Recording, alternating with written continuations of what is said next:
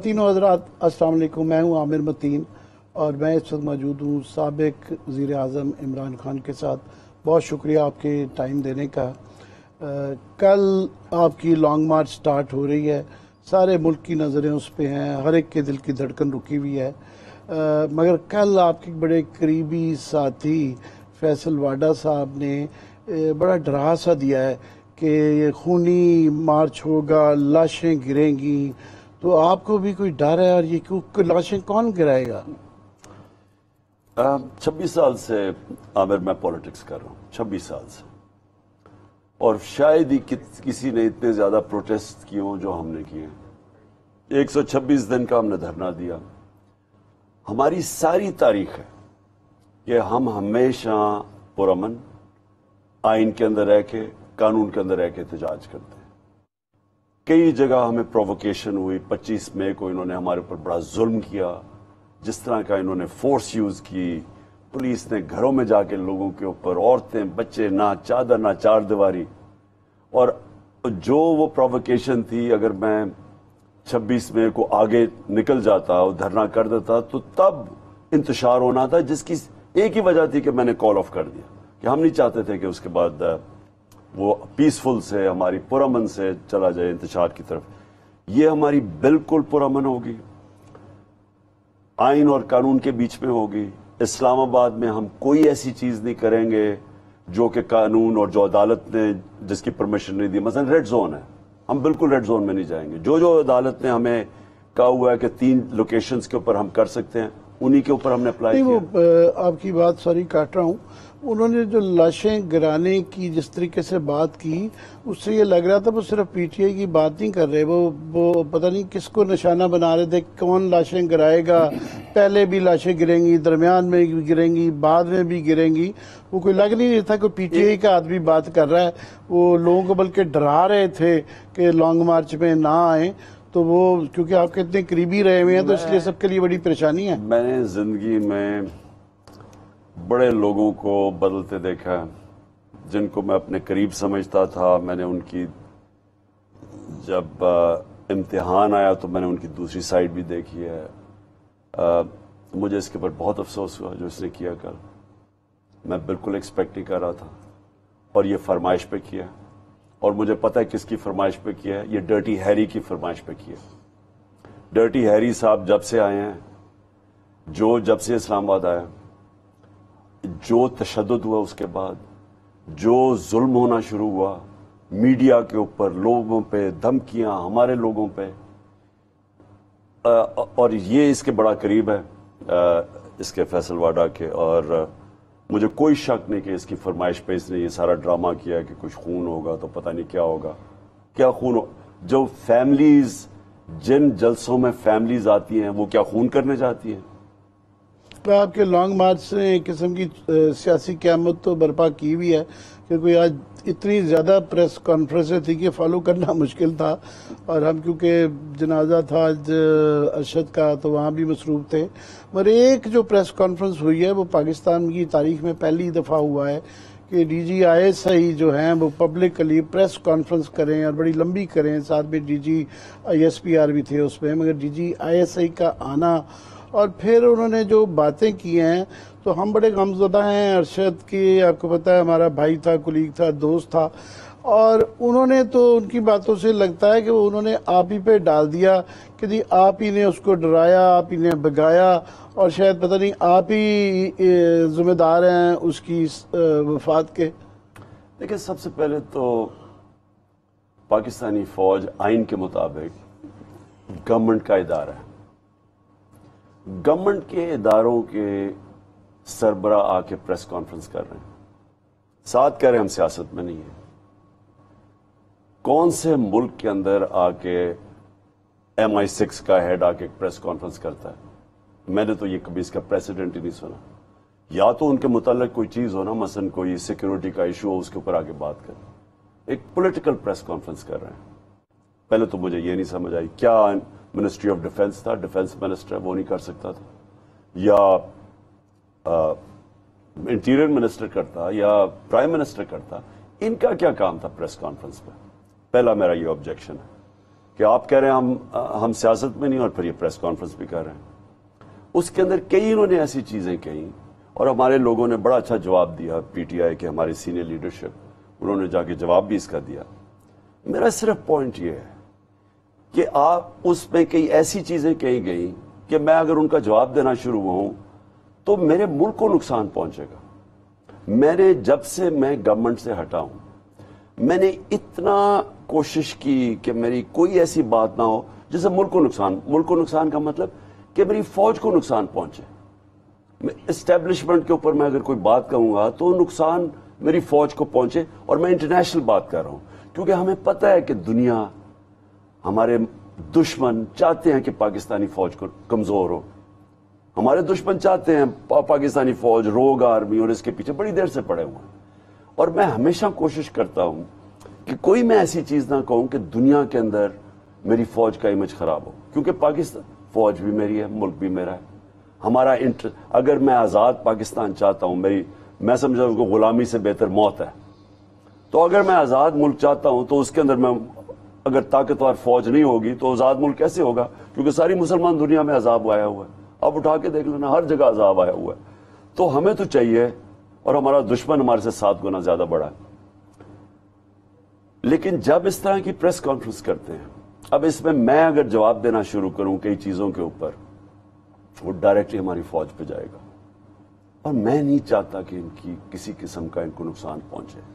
اور میں اس لیے ہمیشہ کوشش ایسی کی ہے کہ اگر تنقید کروں تو تعمیری تنقید ہو، ان کا فائدہ ہو. جس طرح آپ اپنے بچوں کی تنقید کرتے ہیں تو تاکہ بچے بہتر ہوں، ان کا فائدہ ہو، اسی طرح میری کوشش یہ رہی ہے کہ میں اس چیز پہ تنقید کروں. میں ڈرٹی ہیری پہ کر رہا ہوں. یہ ڈرٹی ہیری جب سے آیا، اس نے جو اعظم سواتی سے کیا ہے. یہ کون ہے ویسے ڈرٹی ہیری؟ یہ ہے، انہوں نے جو پوسٹ کیا ہے جب سے ایک آیا آدمی اسلام آباد میں، وہ سمجھ گیا وہ کون ہے. میں چاہتا ہوں کہ ڈرٹی ہیری کو بھی پتہ چل جائے. جب سے اسلام آباد آیا، جو انہوں نے پہلے تو شہباز گل کو ننگا کر کے ٹارچر کر کے سب کچھ کیا، یعنی کون سی قیامت آ گئی تھی. دنیا تو نہیں انڈرسٹینڈ کرتی نا. اگر تنقید بھی کرتی ہے فوج کی، یہ کوئی میوٹی تو نہیں ہے، تو اس کے لیے یہ کہ ننگا کر کے جنسی تشدد کرے. اب پھر نہیں، میں اعظم کی صرف بات کر دوں. اعظم سواتی 75 سال کا آدمی، سینیٹر پاکستان کا.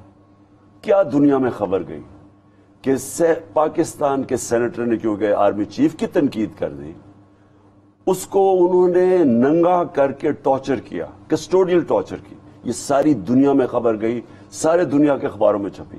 کس کی بے عزتی ہوئی؟ پاکستان کی، پاکستان کی جمہوریت کی، پاکستانی فوج کی.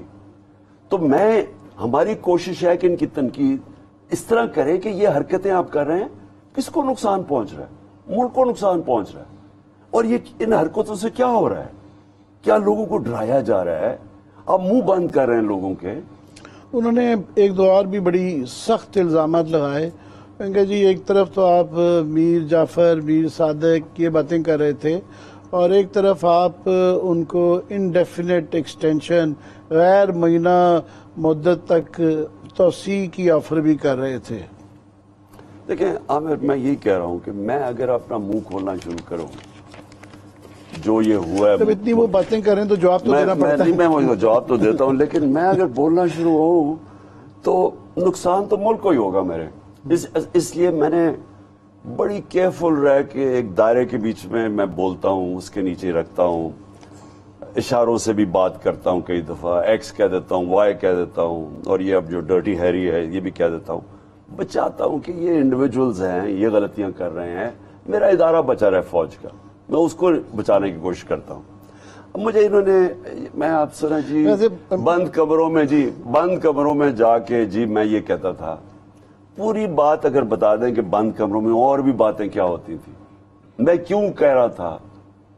میری ساری کوشش یہ تھی کہ یہ جب سازش ہو گئی، مجھے پتا تھا سازش ہو رہی ہے، ہمیں پتا تھا سارا یہ بیرونی کا تو خیر بعد میں ہمیں پتا چلا. لیکن جب امریکن ایمبیسی مل رہی تھی، ہمارے جو بعد میں لوٹے بنے ان کو انوائٹ کر رہی تھی، اپوزیشن سے بار بار ملتی جا رہی تھی، ہمیں اندازہ تو ساری مجھے آئی بی سے خبریں تو آ رہی تھیں. اور پھر یہ نو کانفیڈنس کی جب بات ہو رہی تھی پھر ہمیں خبریں آ رہی تھی نواز شریف کو سارے لوگ جا کے مل رہے ہیں اور وہاں سے، تو یہ پوری سازش کا تو مجھے پتا چل گیا تھا۔ میں نے بڑا پبلکلی میں نے بار بار کہا کہ میں نے جنرل باجوہ کو بتایا کہ اس وقت اگر یہ سازش کامیاب ہو گئی تو اس کا پاکستان کی معیشت کے اوپر ڈائریکٹ نقصان ہوگا اور کوئی سنبھال نہیں سکے گا۔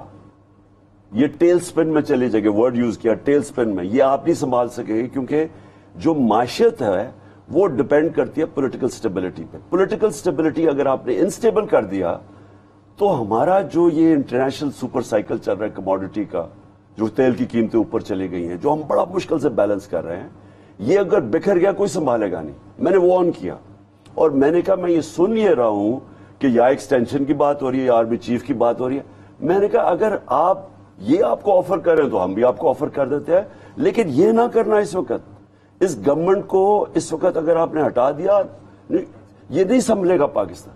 ایگزیکٹلی وہی ہوا، وہ جو ہوا اس کے بعد آپ کے سامنے ہے کہ ساری ہماری اکانومی نیچے ہے، آج پاکستان ڈیفالٹ کے کنارے پہ کھڑا ہو گیا۔ میں نے 5 مہینے پہلے جب کہا کہ پاکستان ڈیفالٹ ہوگا اور ہماری اکنامک انسیکیورٹی کی وجہ سے نیشنل انسیکیورٹی ہوگی، ہمیں اینڈ میں ہمیں سودا نہ وہ کرنا پڑ جائے جس ملک نہاتا ہو جائے، یہ میں نے ساری چیزیں کہی۔ یہ کہنا کہ بند کمروں میں کوئی ڈیلز، میں نے ڈیل کیا کرنی تھی عامر، مجھے کیا کوئی دے سکتا ہے؟ میں نے پاکستان کے لیے ان کو کہا تھا کہ نہ، اور وہ ہوا نہیں، روکا انہوں نے۔ میں نہیں کہتا کہ یہ حصہ تھے اس سازش کا، وہ تو اگر انکوائری ہو تو پتا چلے گا، لیکن روک تو سکتے تھے، نہیں روکا، ملک کے حالات دیکھے۔ دوسری بات جو ہم نے انہوں نے وہ بھی بات کی نا کہ جی ڈاکٹر، میں کہیں ڈکی میں کہیں ملنے نہیں گیا تھا، ہماری میٹنگ ہوئی تھی پریزیڈنٹ ہاؤس ڈاکٹر عارف الوی کے، وہ بیچ میں تھے، اور میٹنگ کے اندر ایک چیز کہی گئی تھی جو میں پبلکلی کہتا ہوں کہ اس ملک کو اگر اس دلدل سے نکالنا ہے تو سوائے صاف اور شفاف الیکشن کے کوئی دوسرا راستہ نہیں۔ آج رانا ثناء اللہ صاحب نے بھی ایک پریس کانفرنس کی، ایم شور آپ نے دیکھی ہوگی، اس میں انہوں نے آپ کو بھی ارشد شریف کے قتل میں شریک جرم کر دیا ہے کہ بیٹمنٹ میں آپ کو وہ کہہ رہے ہیں ہم نامزد کریں گے۔ ہمارا تو یہ تاثر تھا کہ آپ ہماری مدد کریں گے اس کے ملزموں کو پکڑوانے میں، انہوں نے آپ کو ہی ملزم بنا دیا کہ جی آپ اس سازش کا حصہ تھے۔ دیکھیں یہ ملک، میں یہ کہہ رہا ہوں نا، بدقسمتی دیکھیں، رانا ثناء اللہ اس ملک کا انٹیریئر منسٹر، عابد شیر علی کا باپ کہتا ہے 18 قتل کیے ہوں اس نے، سارا فیصلہ آباد جاتا ہے کہ ہر جرم میں یہ شریک ہے۔ شہباز شریف اور بیٹے کو سزا ہونے لگی تھی، انڈر ٹرائل تھے 16 ارب روپے کے ایف آئی اے کے کیس، اور 8 ارب روپیہ وہ ٹی ٹی کا جو کیس تھا نیب کے اندر، 24 ارب روپے کے کیسز میں اس کو سزا ہونے لگی تھی۔ وہ پرائم منسٹر بن گیا، اور پرائم منسٹر بنتے ساتھ ہی 4 گواہ تب مر چکے ہیں، اور ایک وہ جو انویسٹیگیٹر ایف آئی کا تھا وہ مر چکا ہے۔ کسی نے انویسٹیگیٹ نہیں کیا کہ ساروں کو ہارٹ اٹیک کیسے ہوگا، اور یہ جناب وہ وہاں سے بری ہو گیا۔ ادھر دوسری طرف دیکھیں، اسحاق ڈار ریٹن ایفیڈیوٹ دے کے جاتا ہے کہ میں شریف خاندان کے لیے منی لانڈرنگ کرتا تھا، ریٹن ابھی بھی اویلیبل ہے اس کا ایفیڈیوٹ، جس نے باقاعدہ اس نے بتایا کدھر بھیجتا تھا پیسے، قاضی فیملی لندن تھی، بی بی سی کی ڈاکیومنٹری بنی اس کے اوپر، وہ آج فائنانس منسٹر بنا ہوا۔ یہ جو اوپر لوگ آ کے بیٹھ جائیں، آپ کیا اس سے ایکسپیکٹ کرتے ہیں؟ پبلک میں یہ جا نہیں سکتے، الیکشن لڑتے ہیں یہ ہار جاتے ہیں۔ اب جناب عمران خان کے اوپر ایک کیس سے نکلتا تو دوسرا کیس بنا دو، تیسرا کیس بنا دو، یہ کر دو، اور یہ کیا کریں گے؟ ان کو شرم نہیں آتی کہ اس وقت ارشد شریف، ہمارے پاس وہ شیرین کے پاس میسج ہے ارشد شریف کی کہ اس میں وہ کہہ رہا ہے کہ میری جان خطرے میں ہے، میرے اوپر اسیسنز بھیج دیے میرے اوپر، جب وہ باہر، اس کے پاس اس کی پورا ٹیکسٹ ہے۔ اس کی والدہ سے جا کے پوچھ لیں کہ کیا آپ کو وہ بتا دیں گی کہ اس کو خطرہ کدھر سے تھا، کیا عمران خان سے خطرہ تھا اس کو؟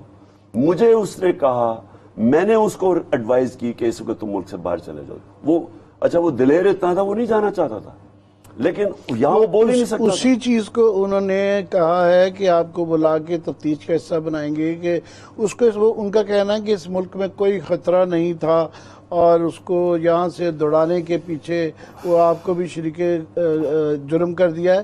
ساتھ میں ہمارے لیے ظاہر ہے آپ کو بہت زیادہ تکلیف دہ چیز ہے. ہمارا بھائی تھا, کولیگ تھا, ہم بہت غمزدہ ہیں. اس کے جنازے سے میں سیدھا ادھر آ رہا ہوں. مگر یہ ایک سیاسی سا بن گیا ہے اور اس کے اندر اس کیس کی تفتیش کی بجائے روز ہر پارٹی اپنے اینگل سے اس کو جو ہے نا ٹوسٹ دے رہی ہے. تو اس کی تفتیش تو ہمیں ہوتی نہیں نظر آ رہی کہ یہ بالکل ایک سیاسی چیز بن گئی ہے.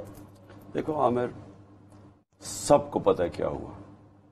سب کو پتہ ہے کہ عامر ارشد شریف کا منہ کیوں بند کرانے کی کوشش ہو رہی تھی. اس کے پروگرام آپ اٹھا کے دیکھ لیں تو کس کو خطرہ تھا اس کے ارشد شریف سے. اس کے پروگرامز دیکھ لیں, اس کی ٹویٹس دیکھ لیں. یعنی یہ کوئی چھپی ہوئی بات تو نہیں ہے. کیوں آج اس طرح کا اس کو جنازے پہ پبلک نکلی ہے کہ میں تو نہیں سمجھتا کہ میں نے کبھی پاکستان, شاید ضیاء الحق کے زمانے میں مجھے کہتے ہیں اتنا بڑا جنازہ تھا. یہ کون کو پبلک کو نکال کے لے کے گیا؟ لوگ جانتے تھے ارشد شریف کو, لوگ اس کی سچائی کو جانتے تھے. اتنا زیادہ صدمہ میں نے لوگوں کے اندر, جب سے میں پھرا ہوں لوگوں کے اندر, میں نے دیکھا ہی نہیں ایسا. خواتین گھر میں اس وقت وہ افسردہ ہیں کہ اس سے جو ظلم, اور سب کو پتہ ہے کیوں ہوا ہے. شرم کی بات یہ ہے کہ لوگ ڈرے ہوئے ہیں, بولتے نہیں ہیں. لوگوں گھبراتے ہیں کہ جی یہاں اتنا یہ جو ڈرٹی ہیری نے یہاں خوف پھیلایا ہوا ہے کہ سارے ڈرتے ہیں جی میں کچھ بولوں گا تو کچھ ہو جائے گا. ارشد شریف کی بات کبھی چھپی نہیں رہے گی. ہائی کورٹ کو اس نے جا کے خط دیا, وہ ڈاکٹر الوی کو, پریزیڈنٹ کو اس نے بھیجا کہ میری جان خطرے میں. تو کیا ان کو نہیں سمجھ آ رہی تھی؟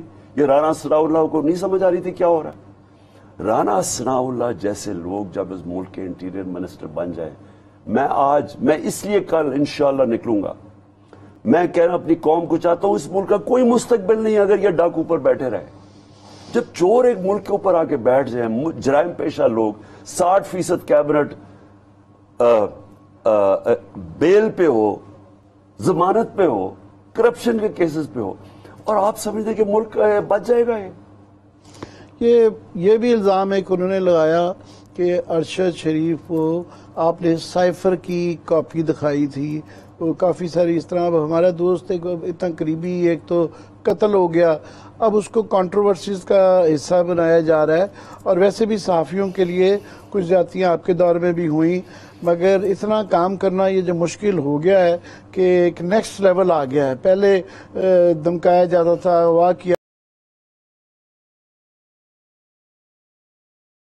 یہ کہہ کے جان چھڑا لی, میں خود نہیں کرتا تھا. مگر کیا کریں, ہم نوکری کیسے کریں؟ میں پہلے تو میں یہ کہوں کہ سائفر, ان سب کو پتا ہونا چاہیے کہ سائفر کو اب میں نے پہلے کیبنٹ میں رکھا. کیبنٹ کے اندر اس کے منٹس تھے. پہلے تو یہ جھوٹ بولتے رہے کہ سائفر نہیں ہے, اور میں نے یہ بھی سنا انہوں نے کہا کہ جی وہ کوئی سائفر کوئی مشکل چیز نہیں تھی اور پتہ نہیں کوئی کامرہ میں میٹنگ ہوئی تھی.